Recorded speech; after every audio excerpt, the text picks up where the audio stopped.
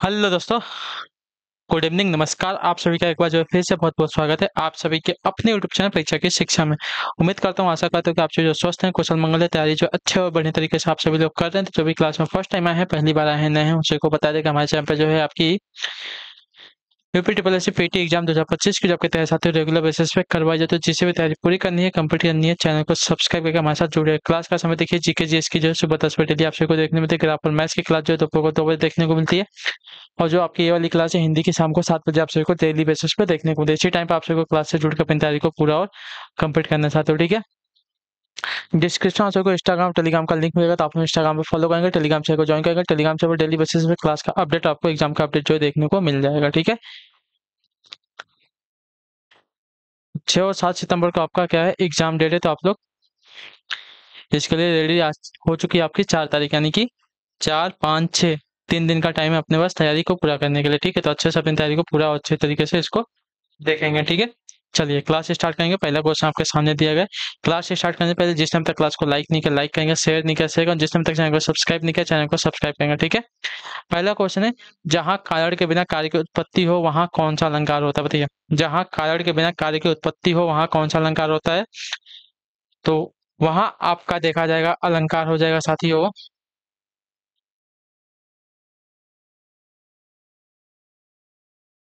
विभावना अलंकार, ठीक है। ऑप्शन नंबर हमारा ए राइट होगा, ठीक है। जहाँ कारण के बिना कार्य की उत्पत्ति होती है वहां आपका विभावना अलंकार होता है, ठीक है। ऑप्शन नंबर ए आपका राइट आंसर होगा। जैसे कि आपका होता है, बिन पग चले सुने सुनई बिन काना, ठीक है। बिन पाँवों के चलना और बिन कानों के सुनना, ये आपका विभावना अलंकार का उदाहरण है, ठीक है। सबसे बेस्ट उदाहरण। दूसरा नंबर क्वेश्चन, निम्नलिखित में से शुद्ध वर्तनी वाला शब्द बताइए। शुद्ध वर्तनी वाला शब्द कौन सा हो जाएगा, विशेष। विशेष की वर्तनी आपकी ऑप्शन नंबर ए वाली जो दी गई है आपकी शुद्ध है, ठीक है, सही है। चलिए तीसरा नंबर प्रश्न आपके सामने, किस वाक्य में वर्तमान काल की क्रिया बताइए। किस वाक्य में वर्तमान काल की क्रिया है।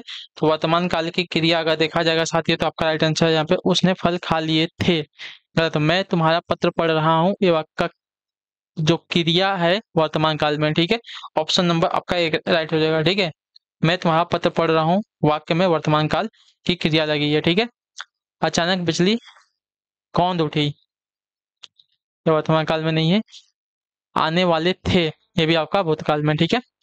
चलिए चौथा नंबर, जो खाने योग्य न हो वाक्यांश के लिए एक शब्द देगा। तो जो खाने योग्य न हो वाक्यांश के लिए एक शब्द आपका हो जाएगा अखाद्य, ठीक है। जो खाने योग्य न हो वाक्यांश के लिए एक शब्द का अखाद्य हो जाएगा।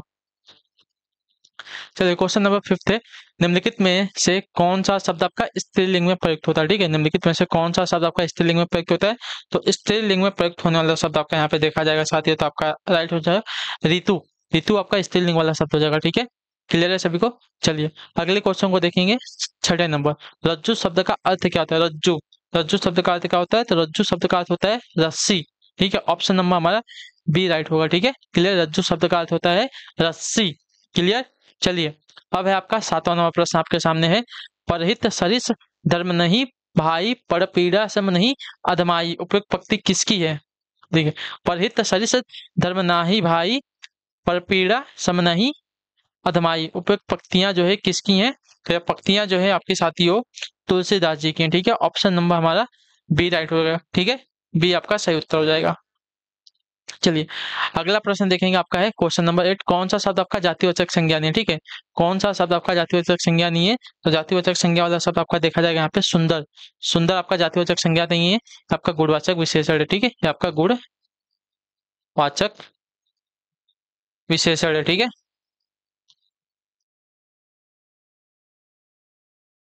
गुणवाचक विशेषण है अपना सुंदर, ठीक है।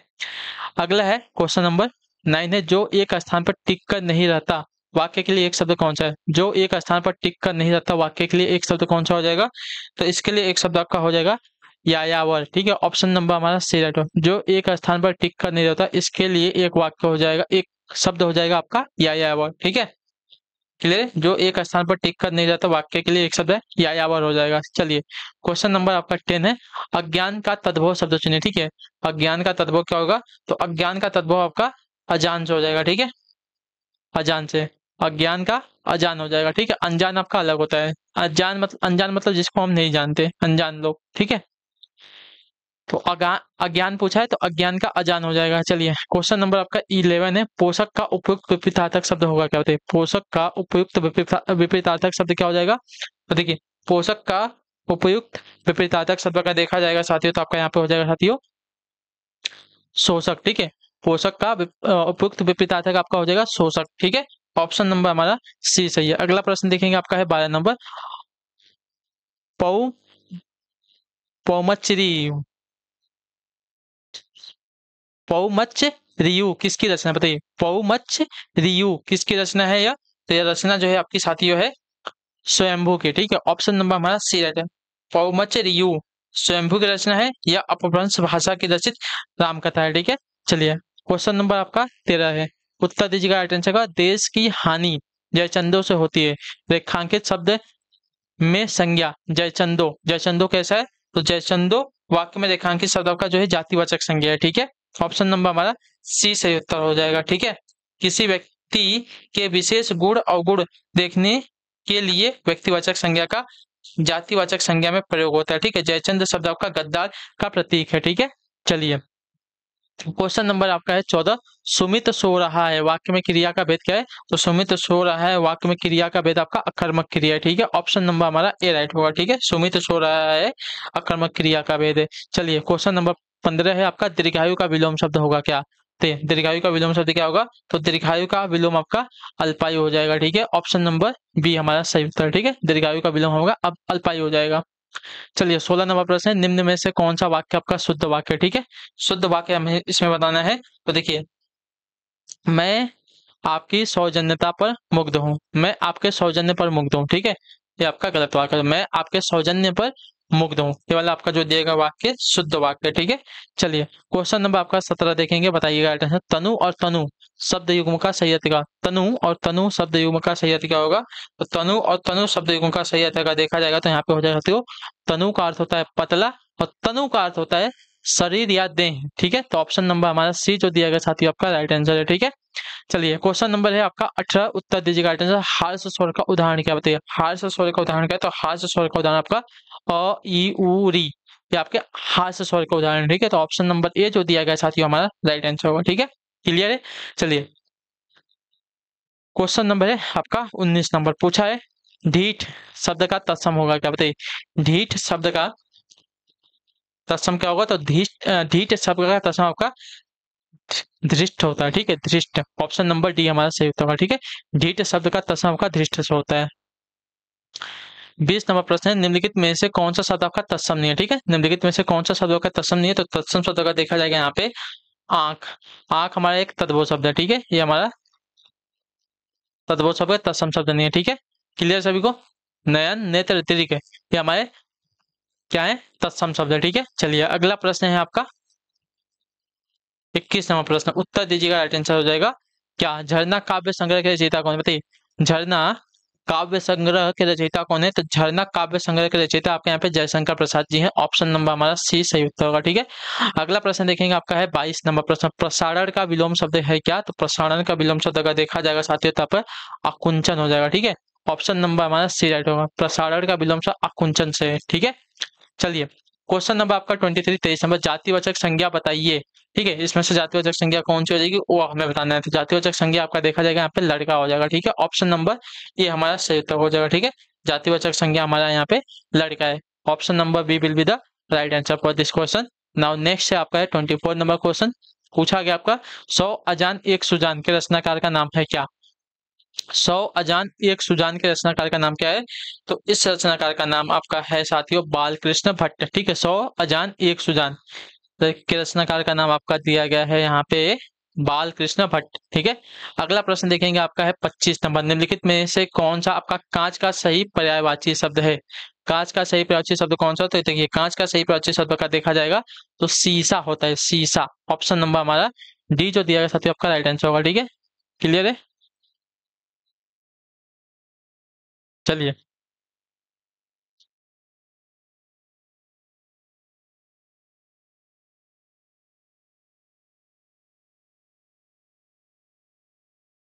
यहाँ तक क्लियर है सभी का? चलिए फिर अगला क्वेश्चन भी देखेंगे, बढ़ेंगे। 26वां प्रश्न, बताइएगा राइट आंसर क्या हो जाएगा। निम्नलिखित विकल्पों में से शुद्ध वर्तनी वाले शब्द का चयन कीजिए। ठीक है, शुद्ध वर्तनी वाले शब्द का हमें चयन करना है यहाँ पे। तो देखिए यहाँ पे संन्यास, संन्यास की वर्तनी जो दी गई है ऑप्शन वाली बी वाली आपकी राइट होगी। ठीक है, संन्यास की वर्तनी जो दी गई है बी वाली आपकी सही हो जाएगी। चलिए अगले प्रश्न को देखेंगे, आपका है 27 नंबर प्रश्न, उत्तर दीजिएगा राइट आंसर का। बचपन और जवानी के बीच की अवस्था क्या कहलाती है। तो बचपन और जवानी के बीच की अवस्था आपकी कहलाती है साथियों यहाँ पे वयः संधि, वयः संधि। ऑप्शन नंबर हमारा सी सही उत्तर होगा। ठीक है, बचपन और जवानी के बीच की जो अवस्था होती है आपकी वयः संधि कहलाती है।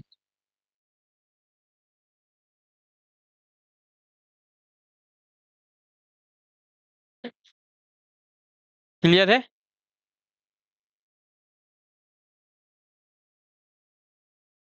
चलिए अब आते हैं अगले क्वेश्चन पे, आपका है 27 27वां प्रश्न है, सॉरी 28वां प्रश्न है।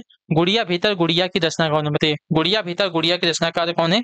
तो गुड़िया भीतर गुड़िया की रचनाकार आपके देखे जाएगा तो मैत्रेय पुष्प है। ठीक है, मैत्रेय पुष्पा है। ठीक है, गुड़िया भीतर गुड़िया की रचनाकार है हमारी मैत्रेय पुष्पा जी। ठीक है, तो ऑप्शन नंबर हमारा बी जो दिया गया साथियों आपका सही उत्तर है। चलिए अगले प्रश्नों को देखेंगे, आपका 29, कौन सा शब्द आपका मित्र का प्रवाची नहीं है। ठीक है, कौन सा शब्द हमारा मित्र का प्रवाची नहीं है। तो मित्र का प्रवाची शब्द हमारा देखा जाएगा साथियों, तो यहाँ पे जो दिया गया है सूर्य, सूर्य हमारा जो है मित्र का प्रवाची शब्द नहीं है। तो ऑप्शन नंबर ए हमारा सही उत्तर हो जाएगा। ठीक है, सूर्य शब्द जो है मित्र का पर्यायवाची नहीं है। उदार, दोस्त, सहयोगी ये हमारे मित्र के पर्यायवाची हैं। ठीक है,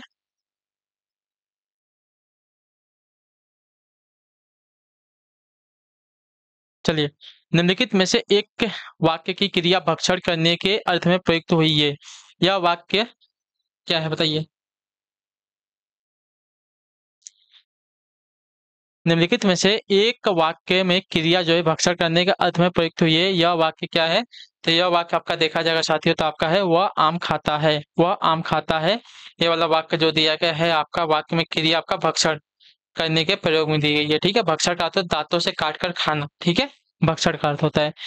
क्वेश्चन नंबर आपका 31 31 मधुमालती की रचना किसने की, बताइए। मधुमालती की रचना जो है किसने की है। तो मधुमालती की रचना जो है आपकी की है मंजन ने। ठीक है, ऑप्शन नंबर हमारा सी सही उत्तर होगा। ठीक है, मधुमालती की रचना भक्ति काल की प्रेमाश्रयी शाखा के कवि मंजन द्वारा की गई है। ठीक है, यह एक प्रेमाख्यानक की रचना है। ठीक है, चलिए 32 नंबर है, निम्नलिखित में से वर्तनी की दृष्टि से शुद्ध शब्द चयन कीजिए। ठीक है,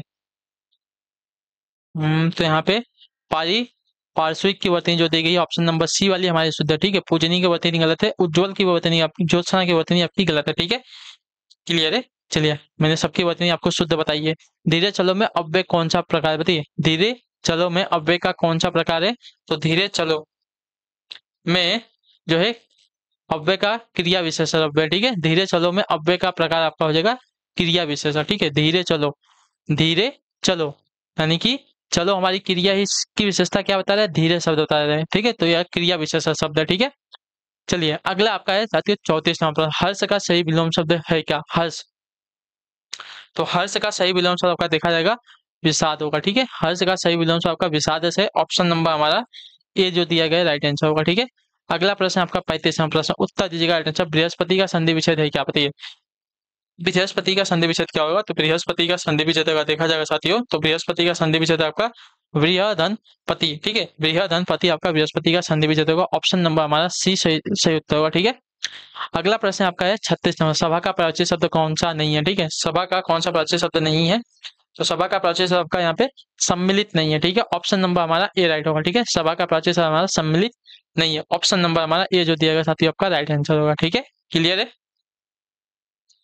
चलिए सभा का सम्मिलित आपका प्राचीन शब्द नहीं है। अगला आपका साथियों 37 नंबर प्रश्न, भक्तमाल के रचनाकार है कौन। तो भक्तमाल के रचनाकार आपका देखा जाएगा यहाँ पे नाभादास जी हो जाएगा। ऑप्शन नंबर ए जो दिया गया साथियों आपका राइट आंसर होगा। ठीक है, ये भक्ति काल के कवियों में स्वामी अग्रदास के परम शिष्य थे। ठीक है, अगला आपका 38 38 नंबर प्रश्न, उत्तर दीजिएगा राइट आंसर। यदि ए आय ओ तथा औ के बाद कोई भिन्न स्वर आता है तो इनके स्थान पर क्रमशः आय आय औ और होता है। यह किस संधि का उदाहरण है। तो यह संधि है आपकी साथियों अयादी संधि का। ठीक है, ऑप्शन नंबर हमारा डी राइट होगा। क्लियर है। अगला प्रश्न आपका 39 39 नंबर, निम्नलिखित में से किसे काव्य छंद कहा गया है, बताइए। काव्य छंद किसे कहा गया। तो काव्य छंद आपका कहा गया है साथियों यहाँ पे मनहर को, ठीक है, मनहर को आपका काव्य छंद कहा गया। ऑप्शन नंबर ए हमारा जो दिया गया साथियों आपका राइट आंसर होगा, ठीक है, मनहर को हमारा काव्य छंद कहा गया है। क्लियर है? क्योंकि भक्ति काल से लेकर आधुनिक काल तक इस छंद का सर्वाधिक प्रयोग हुआ है। चलिए अगला आपका साथियों 40 नंबर, हे राम मेरी रक्षा करो वाक्य में कारक है क्या बताइए। हे राम मेरी रक्षा करो वाक्य में कौन सा कारक है? तो इसमें अगर कारक देखा जाएगा साथियों तो इसमें आपका जो है संबोधन कारक है, ठीक है, ऑप्शन नंबर हमारा सही है, हे राम मेरी रक्षा करो वाक्य में आपका संबोधन कारक है। चलिए 41 नंबर प्रश्न, लाभा लाभ में कौन सा समास है? लाभा लाभ में कौन सा समास है? तो लाभा लाभ में समास देखा तो लाभ और लाभ, लाभा लाभ का हो जाएगा समास विग्रह, लाभ और लाभ तो आपका द्वंद्व समास है। चलिए एक 42 नंबर है, निम्नलिखित 6 वाक्यांशों में से प्रथम और अंतिम निश्चित शेष को उचित क्रम में व्यवस्थित कीजिए, ठीक है। जब एक व्यक्ति किसी कार्य के विषय में, जब एक व्यक्ति किसी कार्य के विषय में अन्य व्यक्तियों की अपेक्षा अपने कार्य योग्यता अधिक समझता है, ठीक है,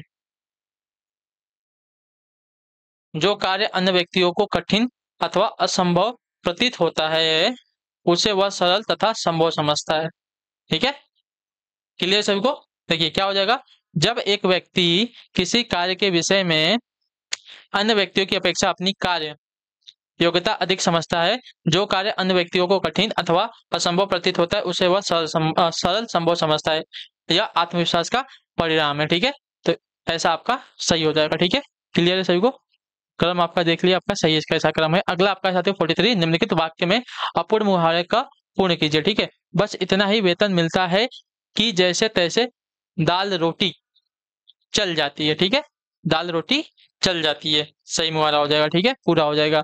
अगला प्रश्न देखेंगे आपका है 44वां, वहां गोली चली और सन्नाटा छा गया, यह वाक्य कैसा है? वहां गोली चली और सन्नाटा छा गया, यह वाक्य आपका जो है संयुक्त वाक्य, ऑप्शन नंबर हमारा बी जो दिया गया है राइट है, ठीक है। अगले प्रश्न को देखेंगे आपका है 45वां, होत्री धन ऋणाकर में कौन सी संधि है? होत्री धन ऋणाकर में कौन सी संधि है? तो होत्री धन ऋणाकर में अगर संधि की बात करेंगे तो आपका दीर्घ संधि है, ऑप्शन नंबर हमारा सी राइट है, ठीक है, होत्री धन ऋणाकर में आपकी दीर्घ संधि है। इसी के साथ जो आपकी क्लास है आज की यहीं पे पूरी होती है। कोई भी डाउट हो, कोई भी क्वेश्चन हो, कोई भी क्वेरी नीचे कमेंट करके पूछिएगा, आपको इसका आंसर बताया। क्लास अच्छी लगे क्लास को लाइक करेंगे, चाहे पहले चैनल को सब्सक्राइब करें। हम आपसे मिलते हैं आपकी अगली क्लास में, नेक्स्ट क्लास में, तब तक के लिए टाटा बाय बाय, जय हिंद, जय भारत। आपसे क्लास से जुड़ने के लिए बहुत बहुत ही धन्यवाद साथियों।